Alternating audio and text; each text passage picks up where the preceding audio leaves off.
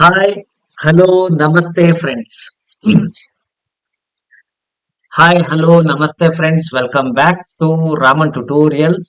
ರಾಮನ್ ಟ್ಯುಟೋರಿಯಲ್ಸ್ಗೆ ತಮ್ಗೆಲ್ಲರಿಗೂ ಕೂಡ ಸ್ವಾಗತ ಸ್ನೇಹಿತರೆ. ಈ ದಿನ ನಾವು ಚೈಲ್ಡ್ ಡೆವಲಪ್ಮೆಂಟ್ ಅಂಡ್ ಪೆಡಗಾಗಿಗೆ ಸಂಬಂಧಪಟ್ಟ ಹಾಗೆ important chapter, first important chapter growth and development. ಅದರಲ್ಲೂ ಕೂಡ ಈ ದಿನ ಗ್ರೋತ್ ಅಂಡ್ ಡೆವಲಪ್ಮೆಂಟ್ ಗೆ ಸಂಬಂಧಪಟ್ಟ ಹಾಗೆ ಇಂಪಾರ್ಟೆಂಟ್ ಕಾನ್ಸೆಪ್ಟ್ ಬಗ್ಗೆ ಇವತ್ತು ಡಿಸ್ಕಸ್ ಮಾಡ್ತಾ ಹೋಗೋಣ ಸ್ನೇಹಿತರೆ. ನೀವೆಲ್ಲ ರೆಡಿ ಇದ್ದೀರಿ ಅಂತ ಭಾವಿಸ್ತೀನಿ. ಇದು ಬೋತ್ ಮೀಡಿಯಂ ಅಲ್ಲಿ ಇರುತ್ತೆ, ಕನ್ನಡ ಮೀಡಿಯಂ ವಿದ್ಯಾರ್ಥಿಗಳಿಗೂ ಮತ್ತು ಇಂಗ್ಲಿಷ್ ಮಾಧ್ಯಮದ ವಿದ್ಯಾರ್ಥಿಗಳಿಗೂ ಕೂಡ ಇರುತ್ತೆ. ಒಂದಿಷ್ಟು ಕಾನ್ಸೆಪ್ಟ್ ಆದ ನಂತರ MCQs ಕೂಡ ಡಿಸ್ಕಸ್ ಮಾಡ್ತಾ ಹೋಗ್ತೀನಿ. ಹಾಗಾದ್ರೆ ಶುರು ಮಾಡೋಣ ಸ್ನೇಹಿತರೆ. ಈ ದಿನ ನಾವು ಮಕ್ಕಳ ಬೆಳವಣಿಗೆ ಮತ್ತು ವಿಕಾಸದ ಕೆಲವು ಪರಿಕಲ್ಪನೆಗಳು, ತತ್ವಗಳು ಮತ್ತು ಅದ್ರ ಮೇಲೆ ಇರುವಂತಹ ಪ್ರಭಾವಗಳ ಬಗ್ಗೆ ಡಿಸ್ಕಸ್ ಮಾಡ್ತಾ ಹೋಗೋಣ. This the part first. ನೆನಪಲ್ಲಿಡಿ, ಇದು ಭಾಗ ಒಂದಿರುತ್ತೆ. ಈ ಇಡೀ ಅಧ್ಯಾಯ 2-3 ಭಾಗಗಳಲ್ಲಿ ಕಂಪ್ಲೀಟ್ ಮಾಡ್ಕೊಡ್ತೇನೆ ಸ್ನೇಹಿತರೆ. This is the part first ಅನ್ನೋದನ್ನ ತಾವೆಲ್ಲ ನೆನ್ಪಿಟ್ಕೊಳ್ಳಿ. ನೋಡಿ, ಮಕ್ಕಳ ಬೆಳವಣಿಗೆ ಕುರಿತು ಈ ದಿನ ನಾವು ಡಿಸ್ಕಸ್ ಮಾಡ್ತಾ ಹೋಗೋಣ. Let's begin with introduction. ನೋಡಿ, as you know, we are not static beings, we are not we are dynamic. ನಾವೆಲ್ಲ ಡೈನಾಮಿಕ್ ಇರುವಂತ ಬೀಯಿಂಗ್ಸ್. ಅಂದ್ರೆ ವಿ ಗ್ರೋ ಅಲ್ವಾ, ನಾವು ಬೆಳೀತಾ ಹೋಗ್ತೀವಿ. During our growth we change physically, psychologically, and this change differ from one person to another person. ನಿಮ್ಗೆಲ್ಲರಿಗೂ ಗೊತ್ತಿದೆ, ನಾವು ಬೆಳೀತಾ ಹೋಗ್ತೀವಿ. ನಾವು ನಿಂತ ನೀರಲ್ಲ, ನಾವು ಹರಿಯುವಂತ ನೀರು. ವಿ ಆರ್ ಫ್ಲೋಯಿಂಗ್ ವಾಟರ್ ಅಂತ ಹೇಳ್ತೀವಿ. ಈ ಯಾರು ಬೆಳೀತಾ ಹೋಗ್ತಾರೆ ಅವ್ರ ಗಾತ್ರದಲ್ಲಿ, ಹಾಗೆ ನೋಟದಲ್ಲಿ, ಹಾಗೆ ಮಾನಸಿಕವಾಗಿ, ದೈಹಿಕವಾಗಿ, ಸಾಮಾಜಿಕವಾಗಿ ಬೆಳೀತಾ ಹೋಗ್ತೀವಿ. ಈ ಬೆಳವಣಿಗೆ ವ್ಯಕ್ತಿಯಿಂದ ವ್ಯಕ್ತಿಗೆ ಭಿನ್ನವಾಗ್ತಾ ಹೋಗುತ್ತೆ. ಇದಕ್ಕೆ ಕಾರಣ ಏನಿರ್ಬೋದು? ವ್ಯಕ್ತಿಯ ಪರಿಸರ. The role of environment place vital role. ಹಾಗೆಯೇ ಹೆರಿಡಿಟಿ, ಅವನ ವಂಶವಾಹಿನಿಗಳು, ಇವು ಕೂಡ ಅವನ ಸಾಮಾಜಿಕ ಪರಿಸರ, ಅವನ ಭೌತಿಕ ಪರಿಸರ, ಹಾಗೇನೆ ಅವನ ವಂಶವಾಹಿನಿಗಳು ಕೂಡ ರೆಸ್ಪಾನ್ಸಿಬಲ್ ಫಾರ್ ದಿಸ್. ಒಬ್ಬ ವ್ಯಕ್ತಿ ಬೆಳೆದು ಮುಂದಾಗಿ ಅವನಲ್ಲಿ ಬದಲಾವಣೆಗಳು ಕಾಣಬೇಕು. ಒಬ್ಬ ವ್ಯಕ್ತಿ ಇನ್ನೊಬ್ಬ ವ್ಯಕ್ತಿಯಿಂದ ಭಿನ್ನವಾಗಬೇಕು ಅಂದ್ರೆ ನಿಮಗೆಲ್ಲ ಗೊತ್ತಿದೆ, ಇದಕ್ಕೆಲ್ಲ ಅವನ ಪರಿಸರ ಮತ್ತು ವಂಶವಾಹಿನಿಗಳು ಮುಖ್ಯ ಕಾರಣ ಅಂತ. ಹಾಗಾದ್ರೆ ಈಗ ನಾವು ಮುಂದೆ ಹೋಗೋಣ. ನೋಡಿ, fundamental patterns of growth and development remain more or less same and take place in orderly way. ಒಂದು ಪರ್ಟಿಕ್ಯುಲರ್ ಅಂತ ಆರ್ಡರ್ ಇದೆ. There is a particular order. ಒಂದು ಕ್ರಮಬದ್ಧತೆ ಇದೆ. ಈ ಮಕ್ಕಳಲ್ಲಿ ಬೆಳವಣಿಗೆ ಸ್ವಲ್ಪ ಹೆಚ್ಚು ಕಮ್ಮಿ ಒಂದೇ ರೀತಿ ಇರುತ್ತೆ. ಅಂತ ದೊಡ್ಡ ಭಿನ್ನತೆಯನ್ನು ನೋಡಲ್ಲ.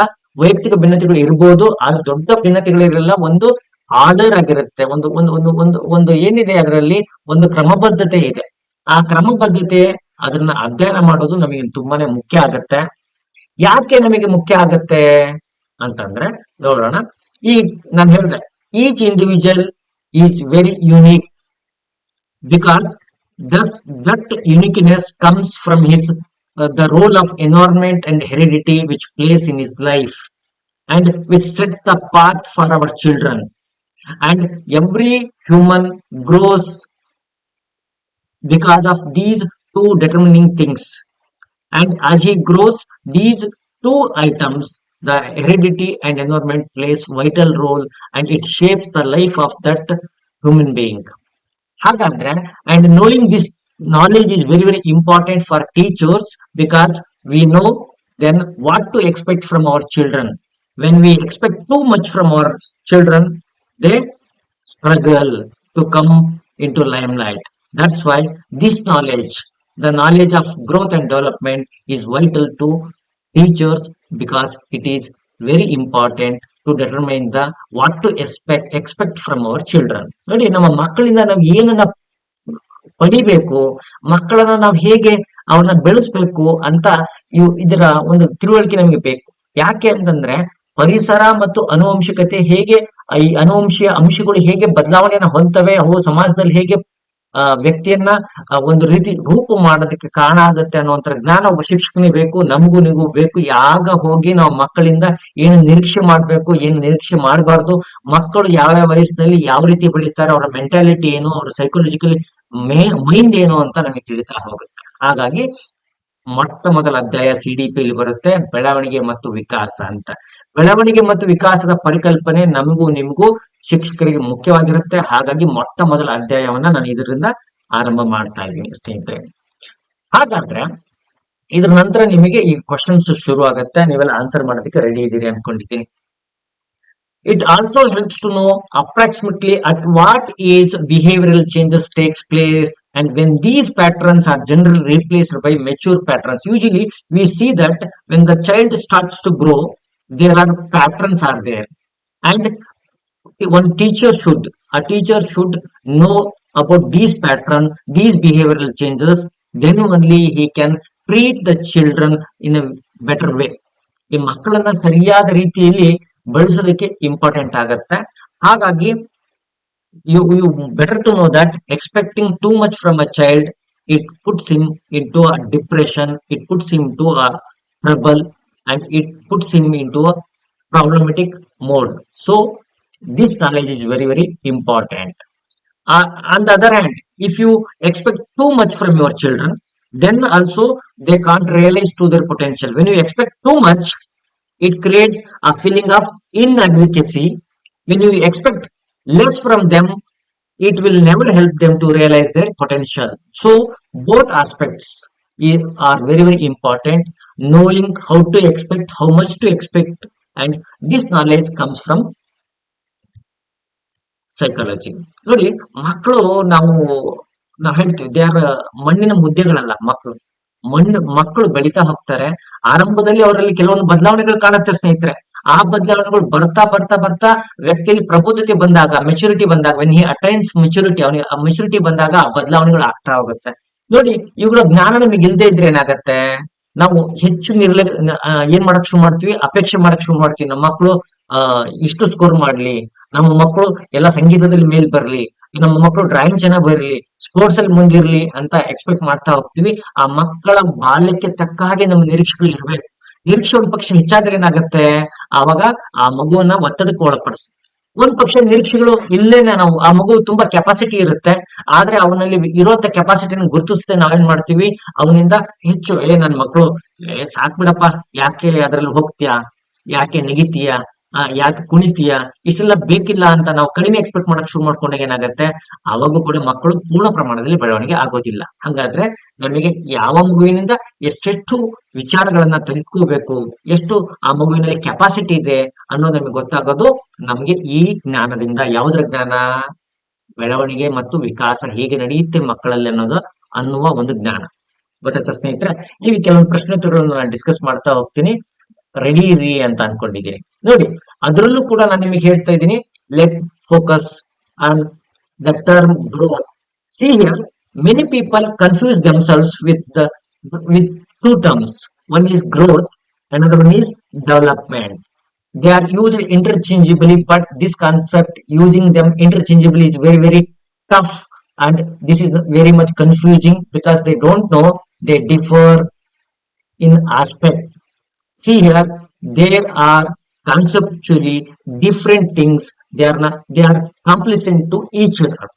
At the same time, see here, when it comes to growth means physical changes in physical aspect, whereas human development includes both growth and the overall development of the child. So growth is limited in meaning, but when it comes to development is a broader aspect in meaning. So both are not similar. ನೋಡಿ, ಎರಡು ಕೂಡ similar ಅಲ್ಲ. ನಾವು ಬಹಳಷ್ಟು ಅನ್ಕೊಳ್ತೀವಿ ಈ ಬೆಳವಣಿಗೆ ವಿಕಾಸ ಪದಗಳನ್ನ ಪರ್ಯಾಯವಾಗಿ ಬಳಕೆ ಮಾಡ್ತೀವಿ, ಆದ್ರೆ ದಿಸ್ ಇಸ್ ನಾಟ್ ಟ್ರೂ. ಇದು ಸತ್ಯ ಅಲ್ಲ. ಯಾಕಂತಂದ್ರೆ ಕಾನ್ಸೆಪ್ಟ್ ವೈಸು ಈ ಬೆಳವಣಿಗೆ ಅಂದ್ರೆ ಬೇರೆ, ಮತ್ತೆ ವಿಕಾಸ ಅಂದ್ರೆ ಬೇರೆ. ಬೆಳವಣಿಗೆ ಅಂದ್ರೆ ಬಹುತೇಕವಾಗಿ ಏನಾಗುತ್ತೆ, ಒಬ್ಬ ವ್ಯಕ್ತಿಯ ಭೌತಿಕ ದೈಹಿಕವಾಗಿ ಅವನೇನೆಲ್ಲ ಬೆಳೀತಾ ಹೋಗ್ತಾನೆ, ಅವನಲ್ಲಿ ಕೈ ಕಾಲುಗಳು ಹಿಗ್ಗುವಿಕೆ, ಅವರ ದೇಹದ ಅಂಗಾಂಗಗಳ ಬೆಳವಣಿಗೆ, ಇದನ್ನ ನಾವು ಸೂಚಿಸ ಮಾಡುತ್ತೆ ಯಾವುದು ಬೆಳವಣಿಗೆ ಅನ್ನೋದು. ಆದ್ರೆ ವಿಕಾಸ ಹಾಗಲ್ಲ. ವಿಕಾಸ ಅನ್ನೋದು ಆ ಬೆಳವಣಿಗೆಯನ್ನು ಒಳಗೊಂಡಂತೆ ಒಂದು ಎಲ್ಲಾ ರೀತಿಯಾದಂತಹ ಬೆಳವಣಿಗೆಯನ್ನ, ಮಾನಸಿಕ ಸಾಮಾಜಿಕ ಅಂಶಗಳಲ್ಲಿ ಬೆಳವಣಿಗೆಯನ್ನ ತೋರಿಸುತ್ತೆ. ಹಾಗಾಗಿ ಬೆಳವಣಿಗೆ ಮತ್ತೆ ವಿಕಾಸ ಎರಡು ಒಂದೇ ತರನಾದಂತಹ ವಿಷಯಗಳಲ್ಲ, ಆದ್ರೆ ಒಂದಕ್ಕೊಂದು ಪೂರಕ ಅನ್ನೋದನ್ನ ನಾವು ನೆನಪಲ್ಲಿ ಇಟ್ಕೋಬೇಕು. ಹಾಗೆ ನೆನ್ಪಿಟ್ಕೊಳ್ಳಿ. ಈಗ ಈ ದಿನ ನಾವು ಗ್ರೋತ್ ಬಗ್ಗೆ ಹೆಚ್ಚಿನ ವಿಚಾರಗಳನ್ನ ತಿಳಿತಾ ಹೋಗೋಣ. ಮೊದಲು ಕೆಲವು ಪ್ರಶ್ನೆಗಳು ತೆಗೆದುಕೊಳ್ಳೋಣ. ನಾನು ಯಾವ ಪ್ರಶ್ನೆ ತೆಗೆದುಕೊಳ್ತಾ ಇದ್ದೀನಿ ಅಂದ್ರೆ, ಫಸ್ಟ್ ಇಂಗ್ಲಿಷ್ ವರ್ಷನ್ ಅನ್ನ ಡಿಸ್ಕಸ್ ಮಾಡ್ತೀನಿ. Which of the following statements is true about human beings? ಈ ಕೆಳಗಿನಲ್ಲಿ ಯಾವುದು ಮಾನವನ ಕುರಿತಾದಂತ ಹೇಳಿಕೆ ಸರಿ ಇದೆ ಅಂದ್ರೆ ನಮ್ಮ ಬಗ್ಗೆ ಯಾವ ಹೇಳಿಕೆ ಸರಿಯಾಗಿದೆ? ಮಾನವರು ಅವರು ಜೀವನ ಪೂರ್ತಿ ಸ್ಥಿರವಾಗಿರುತ್ತಾರೆ. They remain static throughout the life. Is it true? ಸತ್ಯವಾ? They undergo changes in size, appearance and psychological makeup. ಅವರು ಗಾತ್ರ, ನೋಟ ಮತ್ತು ಮಾನಸಿಕ ರಚನೆಯಲ್ಲಿ ಬದಲಾವಣೆ ಆಗ್ತಾರೆ. They follow identical patterns of growth and development. ಅವರು ಒಬ್ಬರು ಇನ್ನೊಬ್ಬರ ತರನಾಗಿ ಅವರ ಬೆಳವಣಿಗೆ ಮತ್ತು ವಿಕಾಸದಲ್ಲಿ ಒಂದೇ ರೀತಿಯ ಮಾದರಿಯನ್ನ ಅನುಸರಿಸ್ತಾರೆ ಅನ್ನುವಂತ ಈ concept. Their growth and development are completely random. ಅವರ ಬೆಳವಣಿಗೆ ಮತ್ತು ವಿಕಾಸ ಏನಿದೆ ಸಂಪೂರ್ಣವಾಗಿ ಯಾದೃಚ್ಛಿಕವಾಗಿದೆ ಅಂತ ಇದೆ. 4 ಆಪ್ಷನ್ಸ್ ಅಲ್ಲಿ ಯಾವ ಆಪ್ಷನ್ಸ್ ಸರಿ ಅಂತ ಹೇಳ್ತೀರಾ? ಓಕೆ.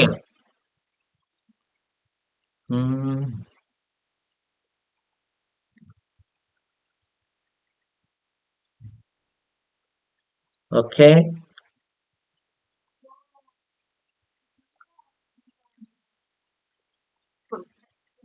ನಮ್ಮಲ್ಲಿ ಒಂದು ಏನಿದೆ ಅಂತಂದ್ರೆ, ಅಮ್ಮ ರೊಟ್ಟಿ ಹಾಕೊಂಬಂದ್ ಕೊಟ್ರೆ ಅಮ್ಮ ಮುದ್ದೆ ಯಾಕೆ ಮಾಡಿಲ್ಲ? ಅಮ್ಮ ಮುದ್ದೆ ಇತ್ತು ಅಂದ್ರೆ ಯಾಕಮ್ಮ ರೊಟ್ಟಿ ಮಾಡಿಲ್ಲ ಅಂತ. ಇಂಗ್ಲಿಷ್ ತಂದ್ರೆ ಸೈಕಾಲಜಿ ಕೇಳೋದು, ಸೈಕಾಲಜಿ ಕೇಳುವಾಗ ಇಂಗ್ಲಿಷ್ ಕೇಳೋದು, ಇದು ಒಂಥರ ನಮ್ಮಲ್ಲಿ ಇದೆ ಬದಲಾವಣೆ. ಇರ್ಲಿ, ಈಗ ನಾವು ಮುಂದೆ ಹೋಗೋಣ. ಸರಿ ಉತ್ತರ ಏನಿದೆ ಸ್ನೇಹಿತರೆ ಅಂದ್ರೆ ಆಪ್ಷನ್ ಬಿ. ಆಪ್ಷನ್ ಬಿ ಏನ್ ಹೇಳುತ್ತೆ? ವ್ಯಕ್ತಿಗಳು, ಮಾನವರು ಅವರಲ್ಲಿರುವಂತಹ ಗಾತ್ರ, ನೋಟ, ಮಾನಸಿಕ ರಚನೆಯಲ್ಲಿ ಬದಲಾಗ್ತಾರೆ. ಅವರು ನಿಂತ ನೀರಲ್ಲ, ಅವರು ಬದಲಾಗುವಂತಹ ಹರಿಯುವಂತ ನೀರು, ಹರಿಯುವಂತ ಸಾಗರ, ಹರಿಯುವಂತ ನದಿ ಅಲ್ವಾ? ಹಾಗಾಗಿ we undergo change in size, appearance and psychological makeup as we grow. So the answer is B. ಮುಂದೆ ಹೋಗೋಣ. ಮುಂದಿನ ಕ್ವಶನ್ ಏನಿದೆ? What determines the way an individual progress through life? Heredity and environment, age and gender, socio-economic status, educational background. ಒಬ್ಬ ವ್ಯಕ್ತಿ ತನ್ನ ಜೀವನದಲ್ಲಿ ಮುಂದುವರಿಬೇಕಾದ್ರೆ, ಅವನು ವಿಕಾಸ ಹೊಂದಬೇಕಾದ್ರೆ, ಅವನಲ್ಲಿ ಏನಾದ್ರೂ ಬದಲಾವಣೆ ಆಗ್ಬೇಕಂದ್ರೆ 2 ಪ್ರಮುಖ ವಿಷಯಗಳಿದೆ. ಅವು ಯಾವುದು? ಆನುವಂಶಿಕತೆ ಮತ್ತೆ ಪರಿಸರ, ವಯಸ್ಸು ಮತ್ತು ಲಿಂಗ, ಸಾಮಾಜಿಕ ಆರ್ಥಿಕ ಸ್ಥಿತಿ ಮತ್ತು ಶೈಕ್ಷಣಿಕ ಹಿನ್ನೆಲೆ.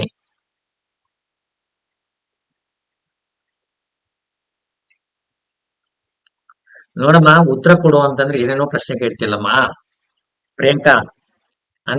ಅನವಶ್ಯಕವಾದ ಪ್ರಶ್ನೆಗಳು ಕೇಳುವ ಬದಲು ಫಸ್ಟ್ ಪಾಠ ಕಡೆ ಗಮನ ಕೊಡಿ.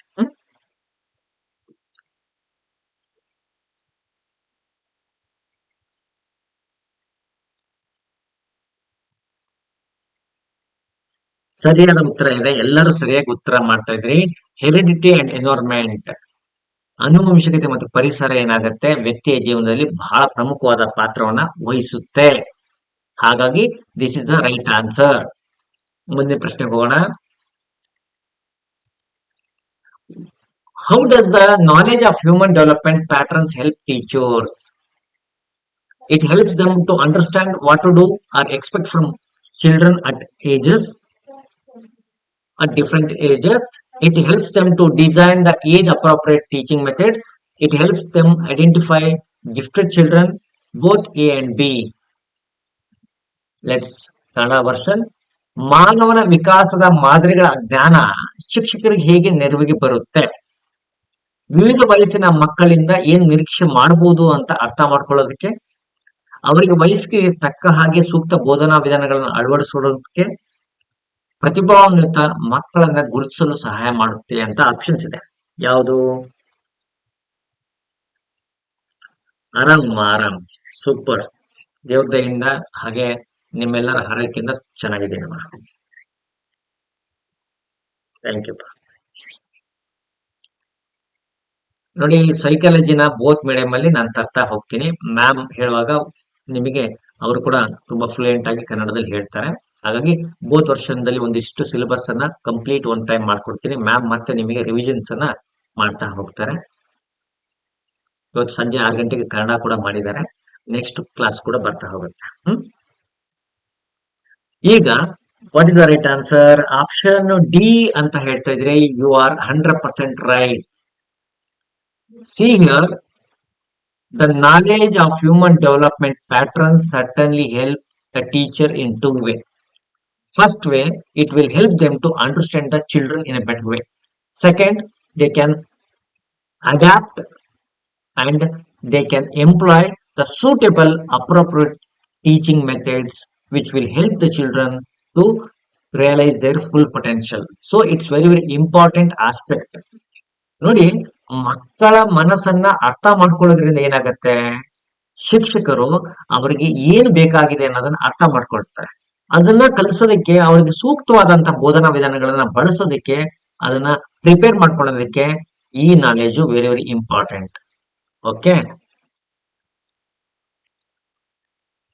ಹಾಗೇನೆ what can happen if too much is expected of children? They develop a sense of achievement, they become more motivated, they develop a feeling of inadequacy, they become more confident. ಮಕ್ಕಳಿಂದ ನಾವು ಹೆಚ್ಚು ನಿರೀಕ್ಷೆ ಮಾಡಿದ್ರೆ ಏನಾಗುತ್ತೆ, ಅವರ ಸಾಧನಾ ಪ್ರಜ್ಞೆ ಹೆಚ್ಚುತ್ತಾ ಕಲಿಯೋದಕ್ಕೆ ಹೆಚ್ಚು ಪ್ರೇರಿತರಾಗ್ತಾರ, ಅಸಮರ್ಪಕ ಭಾವನೆ ಅವರಲ್ಲಿ ಬೆಳೆಸ್ಕೊಳ್ತಾರ, ಅಥವಾ ಆತ್ಮವಿಶ್ವಾಸ ಹೆಚ್ಚಾಗುತ್ತಾ? ಬೇಗ ಆನ್ಸರ್ ಮಾಡಿ. ತಿಂಕಡ come here. If I have to zoom, what ಇದು ದೊಡ್ಡದಾಗುತ್ತೆ ಅಂತಂದ್ರೆ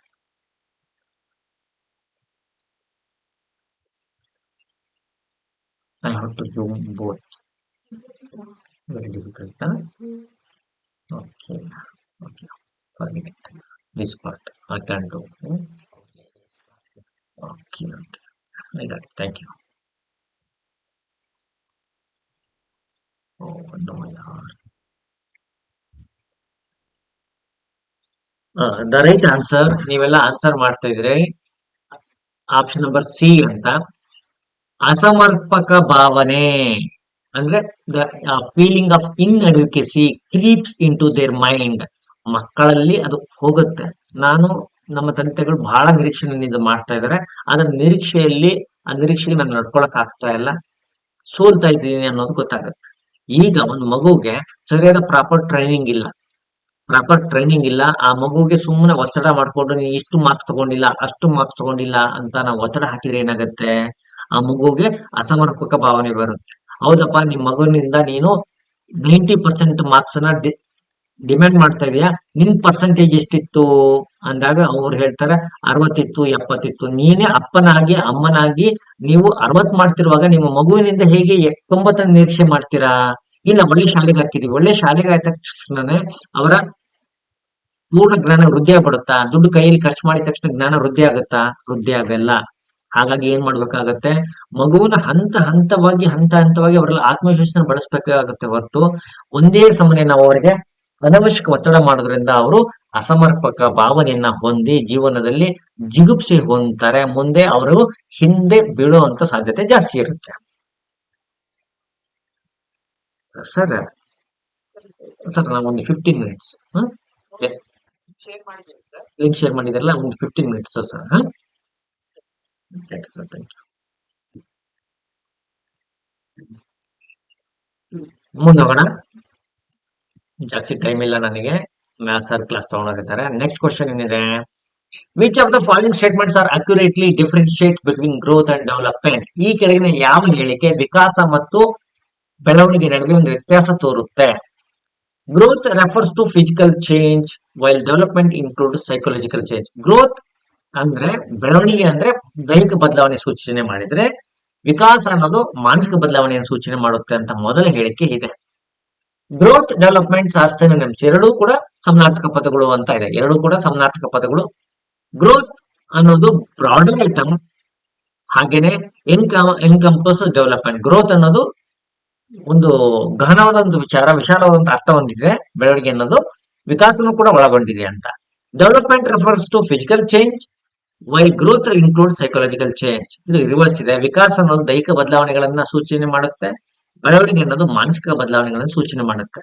ಮುಂದಿನ ಎರಡು ಮೂರು ತರಗತಿಗಳಲ್ಲಿ ನಾನು ನಿಮಗೆ ಈ ಹಿಂದೆ ಕೇಳಿರುವಂತ ಬೆಳವಣಿಗೆ ಮತ್ತು ವಿಕಾಸ ಮೇಲೆ ಏನೆಲ್ಲ ಪ್ರಶ್ನೆಗಳು ಕೇಳಿದ್ದಾರೆ, ಸಿ ಟೆಟ್ ಅಲ್ಲಿ ಮತ್ತೆ ಸ್ಟೇಟ್ ಟೆಟ್ ಅಲ್ಲಿ, ಅವುಗಳು ಕೂಡ ಡಿಸ್ಕಸ್ ಮಾಡ್ತೀನಿ, ಸೊ ದಟ್ ನಿಮಗೆ ಎಲ್ಲ ಬೆನಿಫಿಟ್ ಆಗುತ್ತೆ.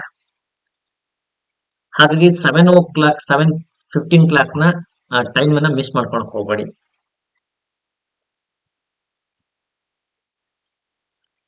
ಸೊ ನೀವೆಲ್ಲ ಆನ್ಸರ್ ಫಸ್ಟ್ ಅಂತ ಹೇಳ್ತಿದ್ದೀರಿ ಅಂಡ್ ಯು ಆರ್ ರೈಟ್ ಇದ್ದೀರಿ. ನೋಡಿ, ಬೆಳವಣಿಗೆ ಅನ್ನೋದು ಫಿಸಿಕಲ್ ಚೇಂಜಸ್ ಅನ್ನ, ಮತ್ತೆ ಡೆವಲಪ್ಮೆಂಟ್ ಅನ್ನೋದು ಅಂದ್ರೆ ವಿಕಾಸ ಅನ್ನೋದು ಅಲ್ಲಿರುವಂತಹ ಒಂದು ಒಟ್ಟಾರೆ ಮಾನಸಿಕಕ್ಕಿಂತ ಮಾನಸಿಕನ್ನೂ ಒಳಗೊಂಡಂತೆ ಇನ್ನೂ ಹೆಚ್ಚಿನ ಬದಲಾವಣೆಯನ್ನ ಹೇಳುವಂಥದ್ದು. ಓಕೆ, ಸರಿಯಾಗಿ ಉತ್ತರ ಮಾಡಿದಿರಿ. ಈಗ ಬೆಳವಣಿಗೆ ಅಂದ್ರೆ ಏನು, ಬೆಳವಣಿಗೆ ಯಾವ ಹಂತದಲ್ಲಿ ನಡೆಯುತ್ತೆ ಅನ್ನೋದನ್ನ ಈ ದಿನ ನಾವು ಡಿಸ್ಕಸ್ ಮಾಡೋಣ. ನೋಡಿ, ಗ್ರೋತ್ ಅಂತೀವಿ. Let's focus on growth. ಈ ಗ್ರೋತ್ ಅಂದ್ರೆ ಏನು, ಹೇಗೆ ಇದು ಹೆಲ್ಪ್ ಮಾಡುತ್ತೆ, ಓಕೆ ಅನ್ನೋದ್ರ ಬಗ್ಗೆ ನಾನು ಹೇಳ್ತಾ ಹೋಗ್ತೀನಿ. Okay, see here. Just a second. ನಾನೇನೋ ಮಾಡಕ್ ಹೋಗ್ತಾ ಇದ್ದೀನಿ, ಅದ್ರದ ಆಗ್ತಾ ಇಲ್ಲ.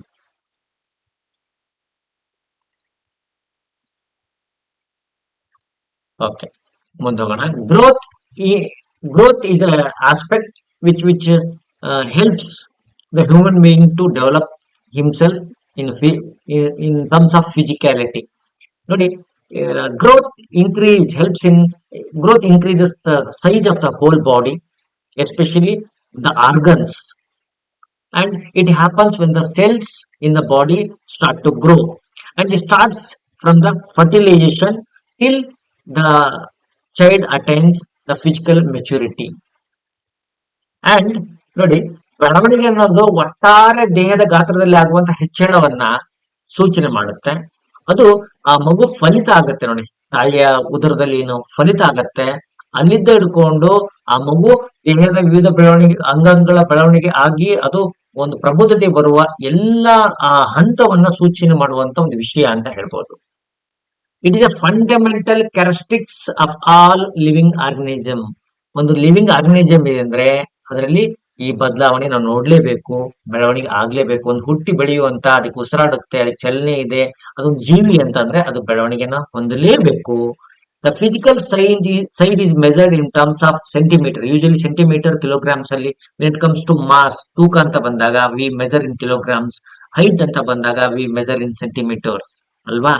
ಆರ್ ಮೆಟಬಾಲಿಕ್ ಬ್ಯಾಲೆನ್ಸ್ ಬಗ್ಗೆಯನ್ನು ಕೂಡ ವಿ ಡಿಸ್ಕಸ್.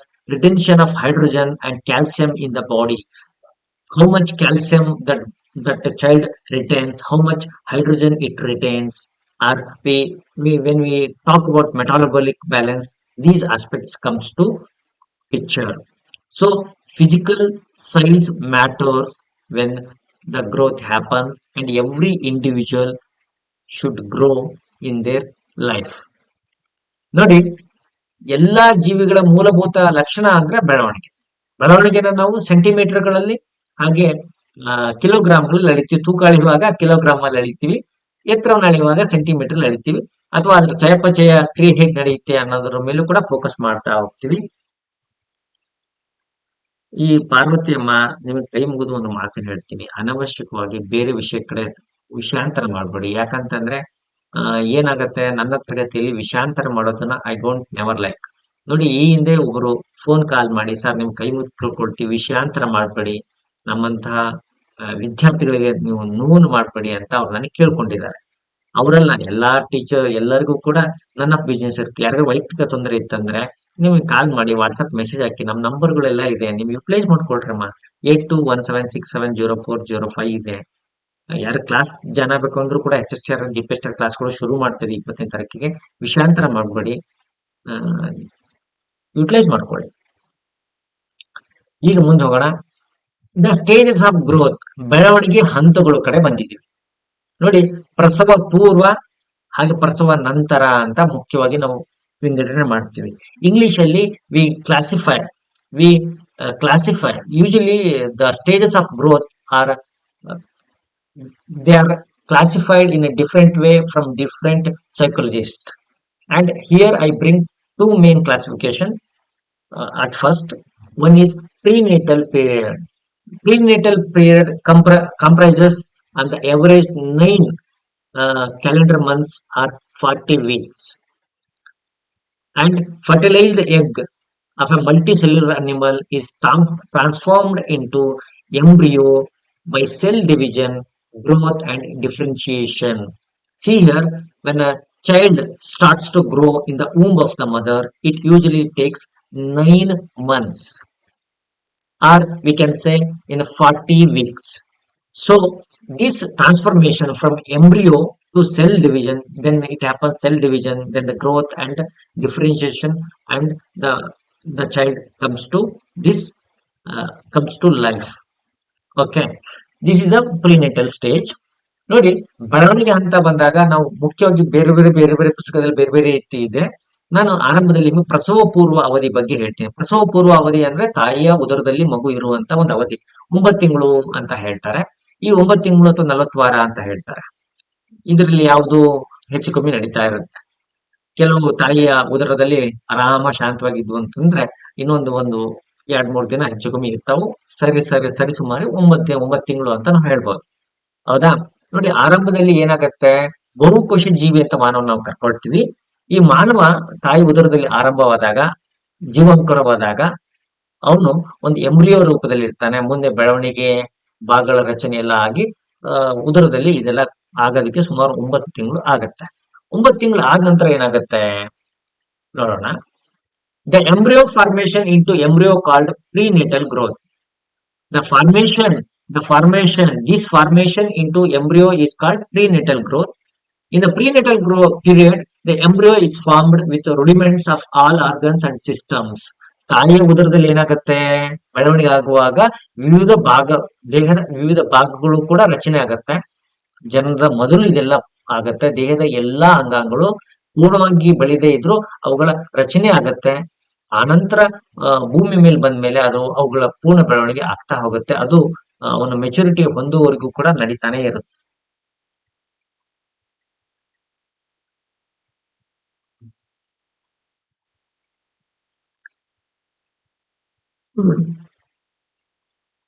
ನೆಕ್ಸ್ಟ್ ಹೋಗೋಣ. Prenatal growth has 3 distinct stages. First one, fertilized ovum, when the egg fertilizes the first 2 weeks. Next one, embryo. This is we can identify from the second week, after the second week, in the beginning of the second week to the 8th week, almost 2 months. The fetus, it is from 2 months to 10 months, lunar months. The human womb, what happens during the first part of this period is called homogeneous mass. See here, all starts when the fertilized womb develops itself in the mother's womb. It happens almost in the first 2 weeks. Then embryo stage, then the fetus stage. Okay.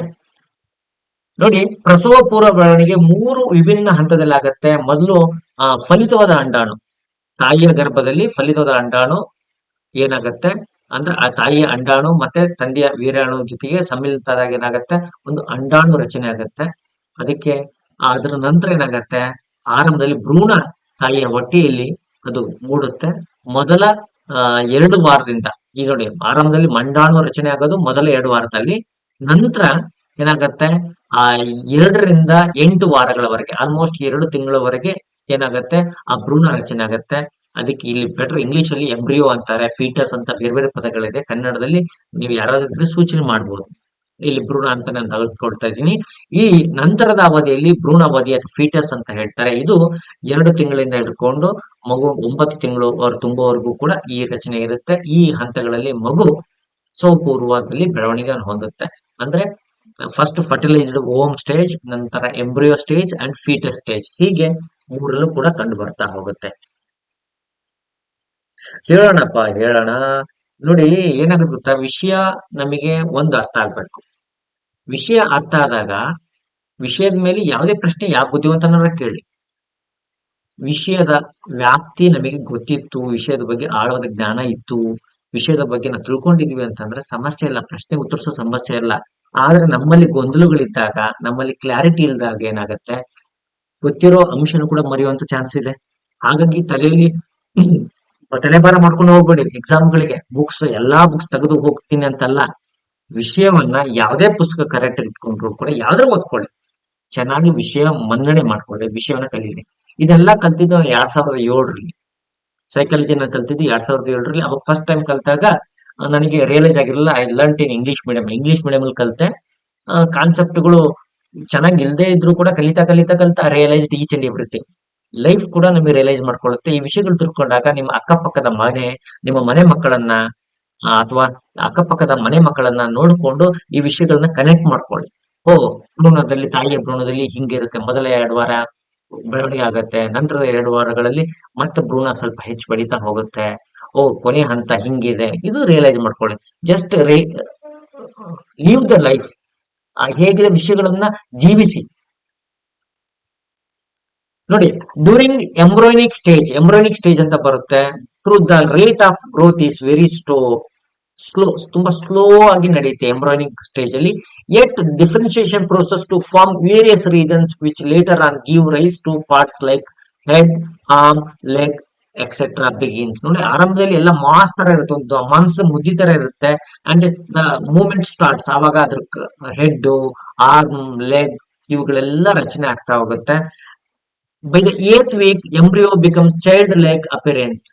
ಒಂದು 8ನೇ ವಾರ ಅನ್ನಷ್ಟಿಗೆ ಅವಾಗ ತಾಯಿಗೆ ಏನ್ ಮಾಡ್ತಾರೆ, usually ನೀವು test ಗಳು ಮಾಡ್ಸಕ್ ಹೋದಾಗ ಅಲ್ಲಿ ಮಗುವಿನ ರಚನೆ ಚಿತ್ರವನ್ನ ನಿಮಗೆ ಸ್ಕ್ಯಾನ್ ಮಾಡಿ ತೋರಿಸ್ತಾರೆ. ಯಾಕಂತಂದ್ರೆ 3ನೇ ತಿಂಗಳಲ್ಲಿ ಇದೆಲ್ಲ ರಚನೆ ಆಗ್ತಾ ಹೋಗುತ್ತೆ. The fetal stage rate of growth is in length as well as in weight is quite high. Fetal stage ಅಲ್ಲಿ ರೇಟ್ ತುಂಬಾನೇ ಇಂಪ್ರೂವ್ ಆಗ್ತಾ ಹೋಗುತ್ತೆ. ಭ್ರೂಣದ ಹಂತದಲ್ಲಿ ಏನಾಗುತ್ತೆ, ಆರಂಭದಲ್ಲಿ ಮಾಂಸದ ಮುದ್ದೆಯಾಗಿರುವಂತ ಮಗು ವಿವಿಧ ಭಾಗಗಳನ್ನ ಹೊಂದುತ್ತಾ ಹೋಗುತ್ತೆ, ತಲೆ, ತೋಳು, ಕಾಲುಗಳು ಎಲ್ಲ ಬೆಳೀತಾ ಹೋಗುತ್ತೆ.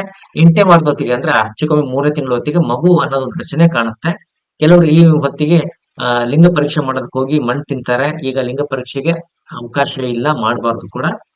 ಹಾಗೇನೆ ಭ್ರೂಣದ ಹಂತದಲ್ಲಿ ಉದ್ದ, ತೂಕ ಇವೆಲ್ಲವೂ ತಿಳಿತಾ ಹೋಗುತ್ತೆ. ಓಕೆ, ಆನಂತರ ಬರುತ್ತೆ ಪ್ರಸವ ನಂತರದ ಅವಧಿ. ಇದನ್ನ ಪೋಸ್ಟ್ ನೇಟಲ್ ಪೀರಿಯಡ್ ಅಂತ ಇಂಗ್ಲಿಷ್ ಅಲ್ಲಿ ಕರೀತಾರೆ. ಪೋಸ್ಟ್ ನೇಟಲ್ ಪೀರಿಯಡ್ ಅಲ್ಲೂ ಕೂಡ ವ್ಯತ್ಯಾಸಗಳಿದೆ. ಇನ್ಫೆನ್ಸಿ ಸ್ಟೇಜ್ ಅಂತ. ಇನ್ಫೆನ್ಸಿ ಸ್ಟೇಜ್ ಅಂದ್ರೆ ಫಸ್ಟ್ ಇಯರ್ ಆಫ್ ಲೈಫ್, ಅಂದ್ರೆ ಪ್ರಸವ ನಂತರ ಮಗುವಿನ ಹುಟ್ಟಿದ ನಂತರ ಮೊದಲ ಆರಂಭದಲ್ಲಿ ಬರುತ್ತೆ ಬಾಲ್ಯ ಅಂತಾರೆ.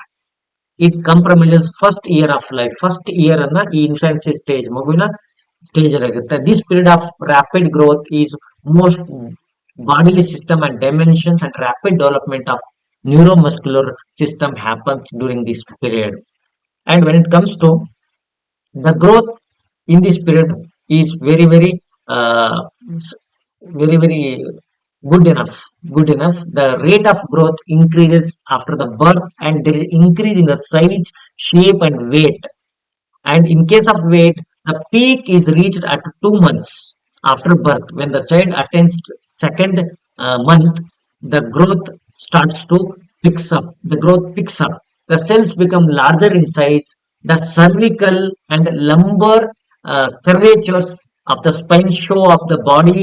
Baby starts and straightens the head and tries to sit up and stand. In this period, what happens? The child tries to sit up and stand as it develops the cervical that curvatures. When it gains some size and the movement starts, the child struggles to walk, but it tries to stand up. ನೋಡಿ, ಪ್ರಸವ ನಂತರದ ಅವಧಿಯಲ್ಲಿ ಏನಾಗುತ್ತೆ, ಮಗು ಮೊಟ್ಟ ಮೊದಲ ಹಂತ ಬರುತ್ತೆ ಶೈಶವಾವಸ್ಥೆ ಅಂತ. ಇದು ಮೊದಲ ವರ್ಷವನ್ನು ನಾವು ಇಲ್ಲಿ ಐಡೆಂಟಿಫೈ ಮಾಡ್ಬೋದು. ಇಲ್ಲಿ ದೈಹಿಕವಾಗಿ ಮಗು ಬೆಳೀತಾ ಹೋಗುತ್ತೆ, ಅದರ ನರ ಸ್ನಾಯು ಕೂಡ ವ್ಯವಸ್ಥೆ ಬೆಳೀತಾ ಹೋಗುತ್ತೆ, ಕಾಲು ಕೈಗಳಲ್ಲಿ ಒಂದು ರೀತಿ ಮೂವ್ಮೆಂಟ್ ಬರೋದಕ್ಕೆ ಶುರು ಮಾಡುತ್ತೆ. ಅಲ್ದ ಹಾಗೆ ಇಲ್ಲಿ ಗಾತ್ರ ಹೆಚ್ಚಾಗತ್ತೆ, ಆಕಾರ ಹೆಚ್ಚಾಗತ್ತೆ, ತೂಕದಲ್ಲಿ ಹೆಚ್ಚಳ ಆಗತ್ತೆ, ಕೋಶಗಳ ಸೇರ್ಪಡೆ ಅಂದ್ರೆ ಒಳಗಡೆ ಸೆಲ್ ಫಾರ್ಮೇಶನ್ ಜಾಸ್ತಿ ಆಗುತ್ತೆ, ಪ್ರೋಟೋಪ್ಲಾಸ್ಮಾ ಅನ್ನೋ ಒಂದು ಹೆಚ್ಚಳ ಆಗತ್ತೆ. ಮಗು 2 ತಿಂಗಳು ಆಗ್ತಿದ್ದಂಗೆ ಅದರ ಬೆನ್ನ ಮೂಳೆ ಏನಿದೆ, ಅದರ ಬೆನ್ನು ಮೂಳೆ ಅದು ಬೆಳೀತಾ ಹೋಗುತ್ತೆ, ಕುತ್ಕೊಳ್ಳೋದಕ್ಕೆ ನಿಲ್ಲೋದಕ್ಕೆ ಅದು ಪ್ರಯತ್ನ ಮಾಡ್ತಾ ಹೋಗುತ್ತೆ.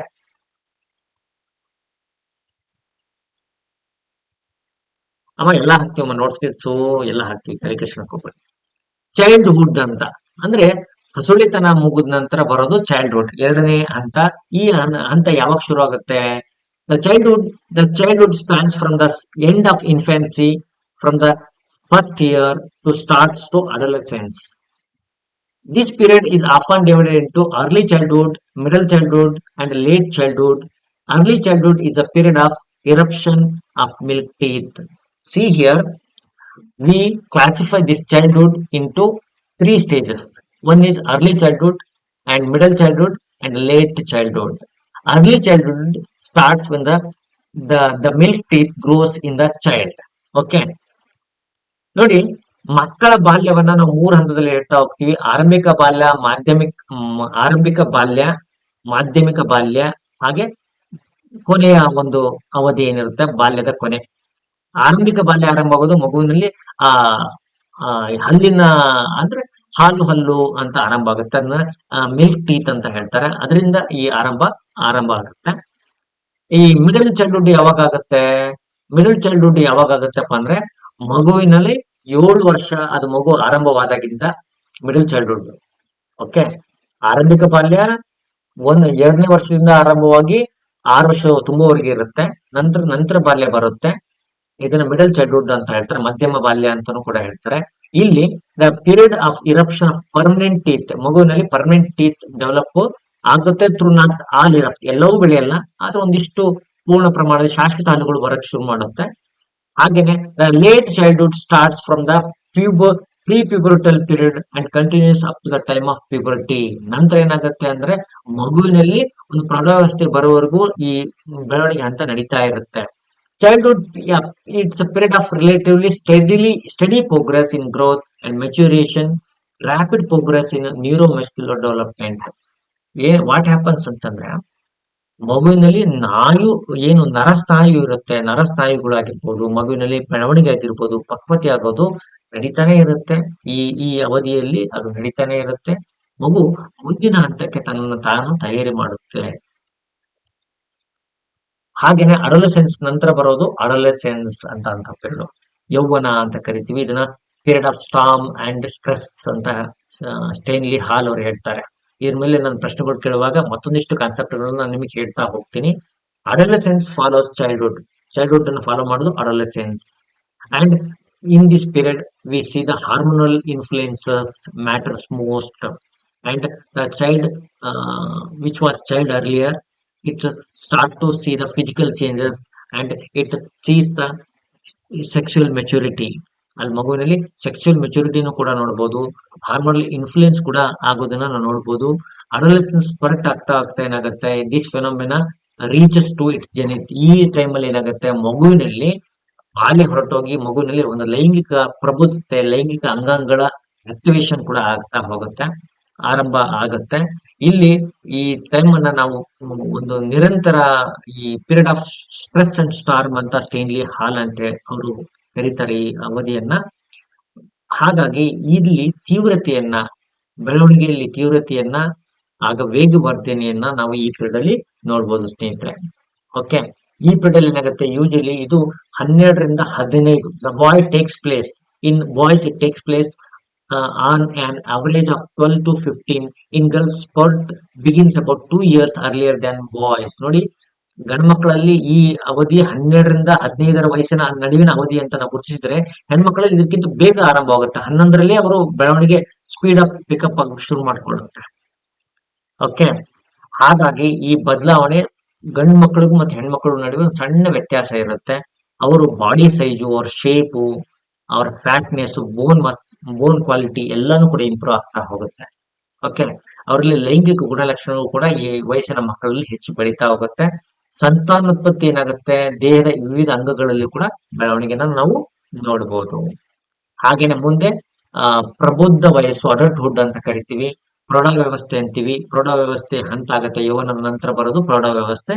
ಇಲ್ಲಿ 40-45 ವಯಸ್ಸಿನಲ್ಲಿ ಇರುವಂತವರು ಈ ಪ್ರಬುದ್ಧತೆಯನ್ನು ಹೊಂದ್ತಾರೆ.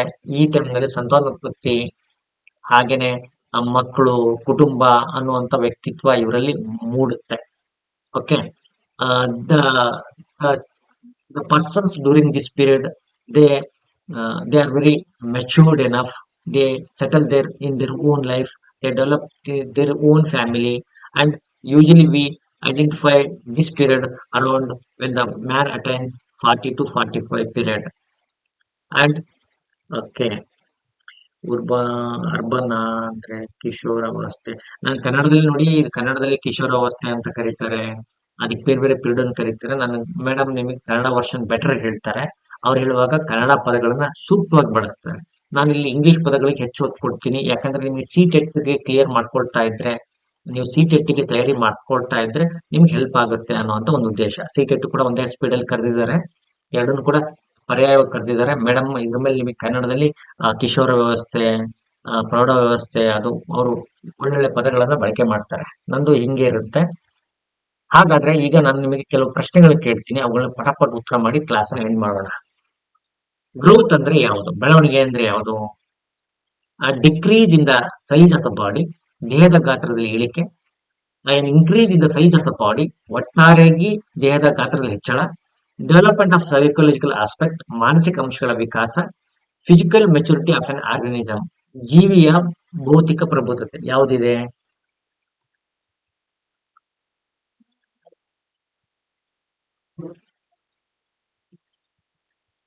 ನೋಡಿ, ಎರಡು ಮೀಡಿಯಂ ಹೇಳುವಾಗ ಕೆಲವು ಜಸ್ಟಿಸ್ ಆಗುತ್ತೆ, ಕೆಲವು ಟೈಮ್ ಜಸ್ಟಿಸ್ ಆಗಲ್ಲ. ಪೂರ್ಣ ಪ್ರಮಾಣದಲ್ಲಿ ಆ ಫ್ಲೂಯೆನ್ಸಿನ ಮೇಂಟೈನ್ ಮಾಡೋದಕ್ಕಾಗಲ್ಲ.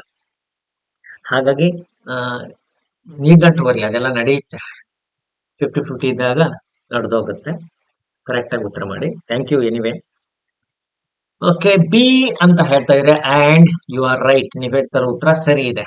ಒಟ್ಟಾರೆಯಾಗಿ ದೇಹದಲ್ಲಿ ಆಗುವಂತಹ, ಗಾತ್ರದಲ್ಲಿ ಆಗುವಂತ ಬೆಳವಣಿಗೆ, increase in size of the body as a whole or it parts. Next ಹೋಗೋಣ. What is the average duration of prenatal period? ಈ ಪ್ರಿನೇಟಲ್ ಪೀರಿಯಡ್ ಅಂತ ನಾನು ಹೇಳಿದೆ ನಿಮಗೆ. ಈ ಪ್ರಿನೇಟಲ್ ಪೀರಿಯಡ್ ಅಥವಾ ಪ್ರಸವ ಪೂರ್ವ ಅವಧಿ ಎಷ್ಟು ದಿನಗಳು ಇರುತ್ತೆ, ಎಷ್ಟು ತಿಂಗಳು ಇರುತ್ತೆ? 6 ತಿಂಗಳು, 9 ತಿಂಗಳು, ಅಥವಾ 10 ತಿಂಗಳು, ಅಥವಾ 1 ವರ್ಷ? ಏನಿದೆ? ಬೇಗ ಆನ್ಸರ್ ಮಾಡಿ. ನೋಡಿ, ಇವೆಲ್ಲ ಪ್ರಶ್ನೆಗಳು ನಿಮ್ ಬೇರೆ ಪುಸ್ತಕದಲ್ಲಿ ಸಿಗೋದಿಲ್ಲ. ಕಾರಣ ಅಂತಂದ್ರೆ ಈ ಪಾಠದ ಮೇಲೆ ನಾನೇ ಕ್ರಿಯೇಟ್ ಮಾಡಿರುವಂತ ಪ್ರಶ್ನೆಗಳು. ಆಮೇಲೆ ಮುಂದೆ ನಿಮಗೆ ನಾನು ಡಿಸ್ಕಸ್ ಮಾಡ್ತಾ ಹೋಗ್ತೀನಿ ಪಾಠ ಮುಗಿದ್ಮೇಲೆ. ಅವಾಗ ಹಿಂದೆ ಕೇಳಿರುವಂತ ಪ್ರಶ್ನೆಗಳು ತಗೊಂಡ್ಬರ್ತೀನಿ. ಅಂದ್ರೆ ಈ ಎಕ್ಸಾಮ್ ಅಲ್ಲಿ ಸ್ಟೇಟ್ ಅಲ್ಲಿ, ನಮ್ಮ ಸ್ಟೇಟ್ ಅಲ್ಲಿ ಏನೆಲ್ಲ ಪ್ರಶ್ನೆಗಳು ಬಂದಿದೆ ಅದನ್ನ ಡಿಸ್ಕಸ್ ಮಾಡುವಾಗ ನಿಮ್ಗೆ ಬೆಟರ್ ಐಡಿಯಾ ಸಿಗ್ತಾ ಹೋಗುತ್ತೆ. ನೀವು 9 ತಿಂಗಳು ಅಂತ ಇದ್ರಿ, ಕರೆಕ್ಟ್ ಇದೆ ಉತ್ತರ, ರೈಟ್ ಆನ್ಸರ್. ಮುಂದೆ ಹೋಗೋಣ. What is formed during prenatal growth period? Embryo with rudiments, adult human, fetus only, none of the above ಅಂತ ಇದೆ.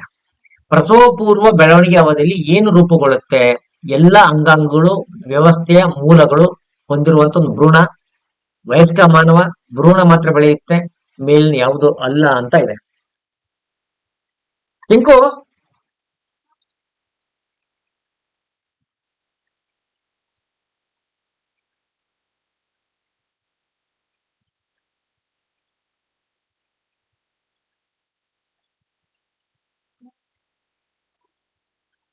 ಫಿಶಿಗೆ ಸರ್ ಲಿಂಕ್ ಕಳಿಸ್ಕೊಡ್ತೀನಿ, ಶೇರ್ ಮಾಡ.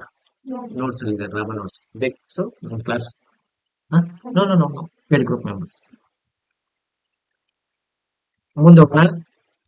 ಸರಿ ಉತ್ತರ ನೀವೆಲ್ಲ ಏನು ಆನ್ಸರ್ ಮಾಡ್ತಾ ಇದ್ದೀರಾ? ಆಪ್ಷನ್ ಬಿ ಅಂತ, ಅಡಲ್ಟ್ ವಯಸ್ಕ ಮಾನವ ಅಂತ ಆನ್ಸರ್ ಮಾಡ್ತಿದ್ದೀರಾ? ಇಲ್ಲ, ಕೆಲವರು ಮಿಕ್ಸಪ್ ಮಾಡ್ಕೊಂಡಿದ್ರಿ. ಪ್ರಸವ ಪೂರ್ವದಲ್ಲಿ ಹುಟ್ಟೋದು ದೇಹದ ಅಂಗಾಂಗಗಳು, ದ ಎಂಬ್ರಿಯೋ ವಿತ್ ರುಡಿಮೆಂಟ್ಸ್ ಅಂತ ಕರೀತಾರಲ್ಲ, ಅಥವಾ ದೇಹದ ಎಲ್ಲ ಅಂಗಾಂಗಗಳು ಮಗು ಹುಟ್ಟಿದ 2ನೇ ತಿಂಗಳ ಕೊನೆಯ ಅವಧಿಯಲ್ಲಿ ಅಥವಾ 3ನೇ ತಿಂಗಳ ನಂತರ ಏನಾಗುತ್ತೆ, 2ನೇ ತಿಂಗಳ ನಂತರ ಇವೆಲ್ಲ ಅಂಗಾಂಗಗಳ ಬೆಳವಣಿಗೆ ಆಗಕ್ಕೆ ಶುರು ಮಾಡುತ್ತೆ. ಮಗು ಭ್ರೂಣದಲ್ಲಿ ಬೆಳವಣಿಗೆ ಆಗಕ್ಕೆ ಶುರು ಮಾಡುತ್ತೆ. ಅದು ಭ್ರೂಣವಾಗಿ ಏನಾಗುತ್ತೆ, ಅಂಗಾಂಗಗಳು ಇರುವಂತ ಒಂದು ಮಗು ಕಾಣುವ ರೀತಿಯಲ್ಲಿ ಆರಂಭ ಆಗುತ್ತೆ. Which of the following is not distinct stage of prenatal growth ಅಂತ ಇದೆ. ಈ ಕೆಳಗಿನಲ್ಲಿ ಯಾವುದು ಪ್ರಸವ ಪೂರ್ವ ಬೆಳವಣಿಗೆ ವಿಶಿಷ್ಟ ಹಂತವಲ್ಲ? ಫರ್ಟಿಲೈಸ್ಡ್ ಓವಮ್, ಫಲವತ್ತಾದ ಅಂಡಾಣು, ಎಂಬ್ರಿಯೋ ಭ್ರೂಣ, ಫೀಟಸ್ ಭ್ರೂಣ, ದ ಇನ್ಫೆಂಟ್. ಅಂದ್ರೆ ಈ ಪ್ರಸವ ಪೂರ್ವ ಈ ಹಂತದಲ್ಲಿ ಯಾವುದನ್ನ ನಾವು ಕಾಣೋದಕ್ಕೆ ಸಾಧ್ಯ ಇಲ್ಲ. ಇವು 4ರಲ್ಲಿ ಯಾವುದು ನಮಗೆ ಕಾಣಲ್ಲ ಅಂತ ಪ್ರಶ್ನೆ. ಮಗುನ್ ಕಾಣೋದಕ್ಕಾಗಲ್ಲ ಅಷ್ಟೇ. ಇನ್ಫೆಂಟ್ ಅನ್ನ ಕಾಣೋದಕ್ಕಾಗಲ್ಲ, ಇದು ಕಾಣಲ್ಲ. ಮೇಲ್ಗಡೆದು ಫೀಟಸ್, ಎಂಬ್ರಿಯೋ ಇದೆಲ್ಲ ಕಾಣುತ್ತೆ. ಮಗು ರಚನೆ ಆಗೋದು, ಮಗು ಭೂಮಿ ಬಂದ್ಮೇಲೆ ಅದು ಮಗು ಅಂತ ಕರಿತೀವಿ, ಅಲ್ಲಿವರೆಗೆ ಅದು ಭ್ರೂಣನೇ ಇರುತ್ತೆ.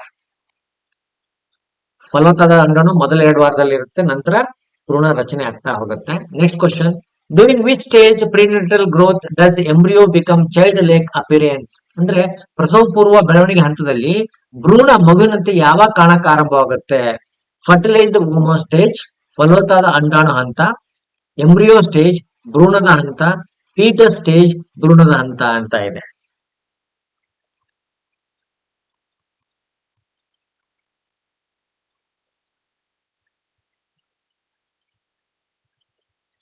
ಹೌದಮ್ಮ, ಹೌದು. ಟೆಟ್ಗೆ ಅವರು ದಿನ ಲೈವ್ ಕ್ಲಾಸ್ ಅನ್ನು ಮಾಡ್ತಾರೆ. ವಾರದಲ್ಲಿ 4 ಡೇಸ್ ಪೇಪರ್ 4 ಡೇಸ್ ಪೇಪರ್ 2ಗೆ, 3 ಡೇಸ್ ಪೇಪರ್ 1ಗೆ ಮಾಡ್ತಾರೆ. ಇವತ್ತು ಮಾಡ್ತಾ ಇದ್ದಾರೆ. ಓಕೆ,